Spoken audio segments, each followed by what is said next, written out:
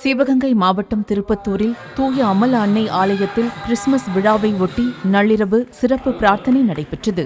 தேவாலயத்தில் வண்ண விளக்குகளால் அலங்கரிக்கப்பட்ட அழகிய குடிலில் குழந்தை இயேசுவின் சிலை வைக்கப்பட்டு இயேசு பிறக்கும் நிகழ்வு நடைபெற்றது.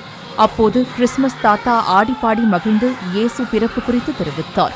இதில் ஆண்கள், பெண்கள் மற்றும் குழந்தைகள் அனைவரும் புத்தாடை அணிந்து பிரார்த்தனையில் ஈடுபட்டனர்.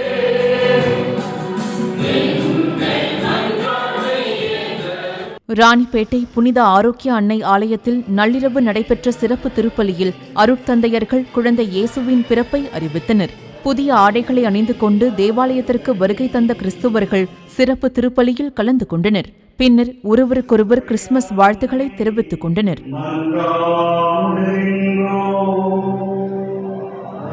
கரூர் புனித தெரசா குழந்தை இயேசு ஆலயத்தில் கிறிஸ்துமஸ் பண்டிகை வான வேடிக்கை சிறப்பு திருப்பலி என உற்சாகமாக கொண்டாடப்பட்டது. ஆலய வளாகம் முழுவதும் மின் விளக்குகளால் அலங்கரிக்கப்பட்டிருந்தது.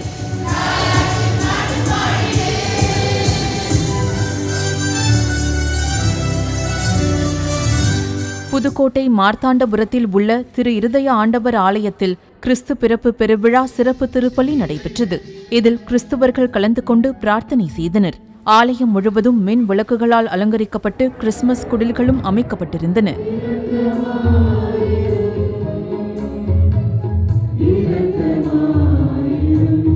திருப்பத்தூர் ரயில்வே ஸ்டேஷன் சாலையில் அமைந்துள்ள சகாய மாதா ஆலயத்தில் இயேசுநாதரின் பிறந்த நாளை முன்னிட்டு சிறப்பு பிரார்த்தனை நடைபெற்றது.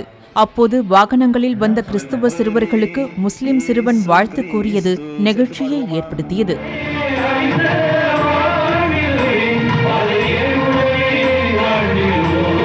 ஈரோடு ஸ்டேட் பேங்க் சாலையில் உள்ள புனித அமல அன்னை ஆலயத்தில் கிறிஸ்துமஸ் சிறப்பு வழிபாடுகள் நடந்தன. குழந்தை இயேசு சிலையை பவனியாக எடுத்து வந்து குடிலில் வைக்கப்பட்டு திருப்பலி நடத்தப்பட்டது. இதில் நூற்றுக்கணக்கான மக்கள் கலந்து கொண்டனர்.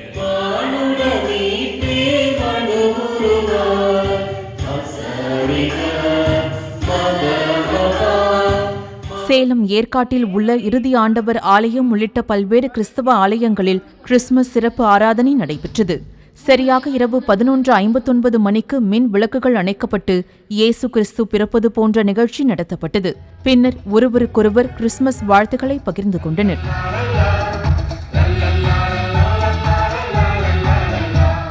தென்காசி மாவட்டம் அகரக்கட்டு புனித அந்தோணியார் ஆலயத்தில் சாலைகளின் இருபுறங்களிலும் அலங்கரிக்கப்பட்ட மின்விளக்கு ஒளியுடன் கிறிஸ்துமஸ் பெருவிழா சிறப்பாக நடைபெற்றது.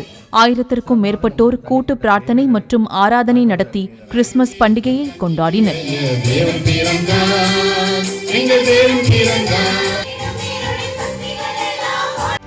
செய்திகளை உடனுக்குடனும் துல்லியமாகவும் தெரிந்து கொள்ள சப்ஸ்கிரைப் பண்ணுங்க.